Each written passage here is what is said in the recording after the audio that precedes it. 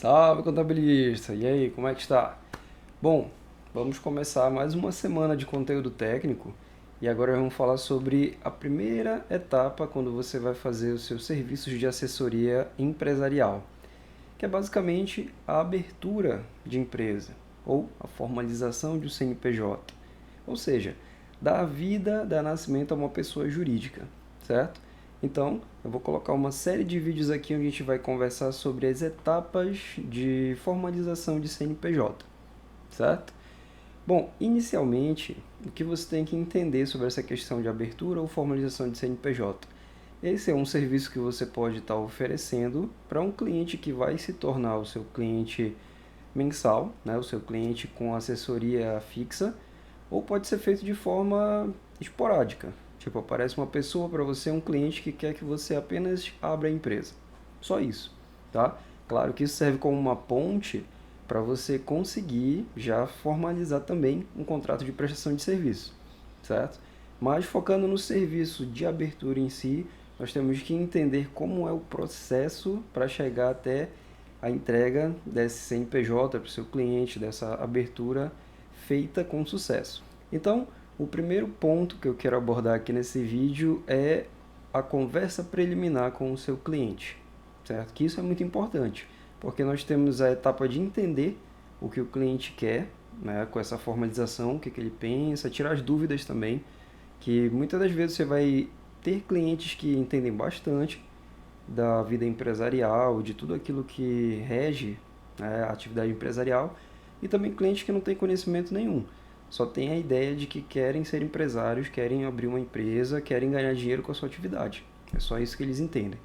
Então você tem essa etapa da conversa preliminar, onde você vai estar informando o que o cliente precisa saber e tirando algumas dúvidas.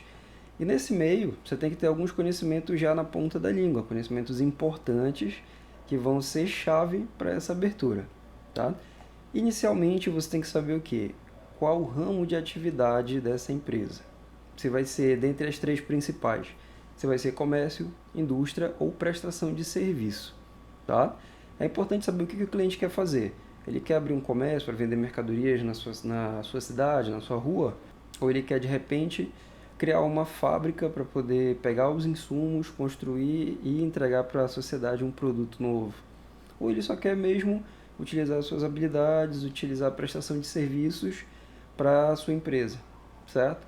Então, essa primeira parte é importante. Qual o ramo de atividade do cliente? Tá? Então, na conversa você vai saber definir isso. Tá? Só para recapitular, caso você não tenha esse entendimento bem fixo, comércio é uma empresa que só pega mercadorias do fornecedor e revende para os consumidores sem nenhuma transformação nela. Esse é o comércio, tá?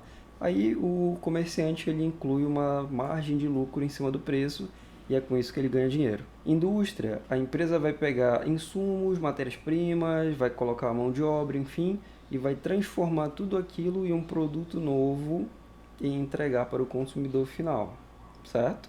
Pode ser empresa também, o próprio comerciante, né, vai comprar do industrial, ou pode ser diretamente para consumidores finais. Isso aí é irrelevante para a questão de abertura de empresa. Para a questão tributária tem todo um labirinto sobre isso.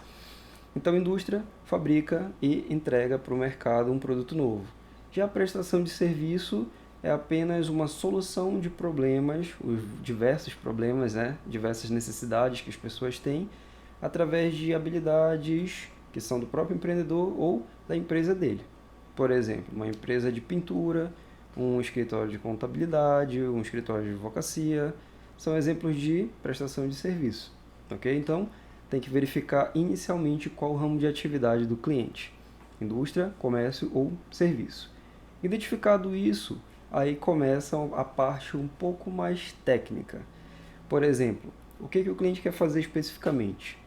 Digamos que você tem um cliente que ele é do setor comercial, só que ele quer vender roupas. Então você já sabe que vai ser um comércio atacadista ou varejista de vestuário. Em síntese é isso. Se for para outras empresas, atacadista ou em grande escala, né, atacadista. Já se for para o consumidor final em pequenas escalas, varejista. De qualquer forma, você já sabe que vai ser comércio de vestuário. É só isso que ele vai fazer? Não, ele também vai vender bijuterias. Então, comércio atacadista ou varejista de bijuterias, relógios, enfim. Então percebe que cada atividade que o seu cliente vai delimitando, você já vai começando a perceber quais são os CNAEs, que é uma sigla para Classificação Nacional de Atividades Econômicas, que é basicamente um código definido pelo IBGE, pela Receita Federal, enfim, um consórcio de entidades que aquele código vai dizer o que a sua empresa pode fazer, o que ela não pode fazer, quais são as variações de atividades dentro daquele código que você pode estar exercendo com a empresa. Então, numa conversa preliminar com o seu cliente, você já vai ter essa ideia de quais códigos, quais atividades você vai encaixar na sua empresa. Sendo que você vai defini-las em principal, que é a atividade principal da empresa, de onde vai ter, de certa forma, a maior parte de receita dela, e a atividade secundária. Várias atividades secundárias podem ser encaixadas. Então, por isso que é importante conversar com o seu cliente para você ter uma ideia de todo o escopo de ação que ele pretende com a empresa. Claro que não vai ser algo definitivo, você vai poder futuramente fazer alterações na empresa, né? Alterações de ordem para acrescentar ou para diminuir os KNAIs, dependendo de como a atividade vai se desenvolvendo, ok? Então você já definiu o ramo, você já definiu quais atividades você vai fazer. A próxima etapa é você definir qual natureza jurídica essa empresa vai ter.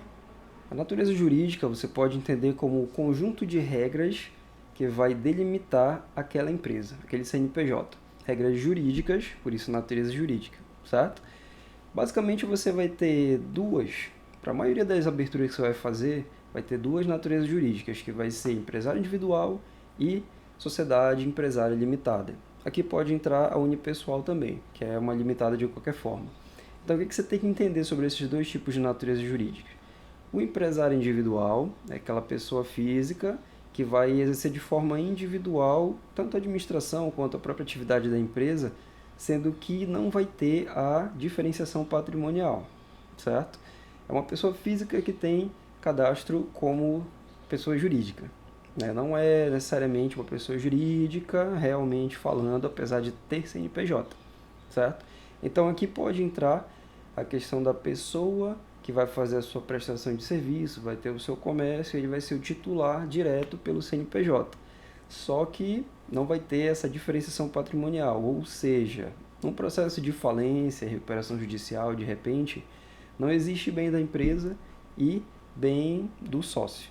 Aqui a gente tem uma ressalva porque, apesar de termos o princípio da entidade na contabilidade, né, que faz essa diferenciação, mas isso é para contabilidade, para fins jurídicos, a natureza jurídica não vai ter essa diferenciação, se você optar pelo empresário individual. Qual é a grande vantagem aqui? É que a pessoa vai especificamente ser o dono do negócio. Não vai ter sócios para dividir o lucro e também não vai ter aquela questão de outras pessoas na gestão do negócio, certo? A não ser que seja administrador e tudo mais, empregados, gestores, mas isso é outra história. Então, empresário individual, essa é a parte principal, a questão da diferenciação patrimonial. Já para sociedade empresária limitada, você já tem a questão de ter sócios, você já pode ter mais pessoas na titularidade do negócio e existe a diferenciação patrimonial, sendo que existe também a sociedade limitada unipessoal, que tem toda essa prerrogativa de uma sociedade, mas é composta por uma pessoa apenas. Então, fica a seu critério definir qual vai ser o melhor. O principal aqui é a diferenciação do patrimônio, porque o patrimônio da empresa limitada é diferente do sócio, certo? Então, para fins de falência, para fins jurídicos de recuperação também, recuperação judicial, existe essa diferenciação. Então, tudo isso também é uma questão de planejar com o seu cliente como é que vai ser feito. Então, nós já temos o CNAE, o ramo de atividade e a natureza jurídica. Por fim, é importante já pensar num regime tributário para essa empresa, onde você vai ter Simples Nacional, lucro presumido ou lucro real. Tá? Para atividades de pequeno porte que estão começando, então é interessante até verificar a questão do Simples Nacional, porque é bem mais fácil de gerenciar e a tributação no começo é pequena. Lá para frente, quando a empresa vai ganhando volume, vai ganhando faturamento maior, já não vale muito a pena. Já vale a pena estudar o presumido ou mesmo o real, certo? Então você tem que estudar mais ou menos como vai ser a atividade da empresa, as receitas estimadas dentro daquele mercado que a empresa vai atuar, né? Porque, por exemplo, um exemplo aqui, se você vai ter um cliente que vai revender automóveis, e até nesse meio desses automóveis vai ter automóveis de luxo, né? Alguns automóveis importados, BMW, Mercedes, enfim, você já sabe que o faturamento dessa empresa na venda de um carro já dá mais de 100 mil. Então, talvez o Simples Nacional não seja o mais interessante. E dentro dessa questão de regime tributário também, temos o MEI, que é o microempreendedor individual, que aí o faturamento já é bem menor e as regras tributárias também são mais flexíveis e bem mais fáceis de administrar, ok? Então, na conversa preliminar com o seu cliente, que é a primeira etapa que você tem que ter na abertura e formalização de CNPJ, você tem que captar os seguintes dados: ramo de atividade, os KNAIs, as atividades que a empresa vai fazer especificamente, a natureza jurídica a definir para essa empresa e, por fim, o regime tributário, certo?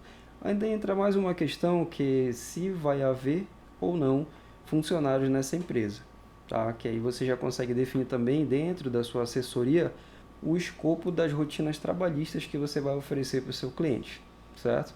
Mas para toda abertura e formalização, a conversa preliminar é o primeiro ponto.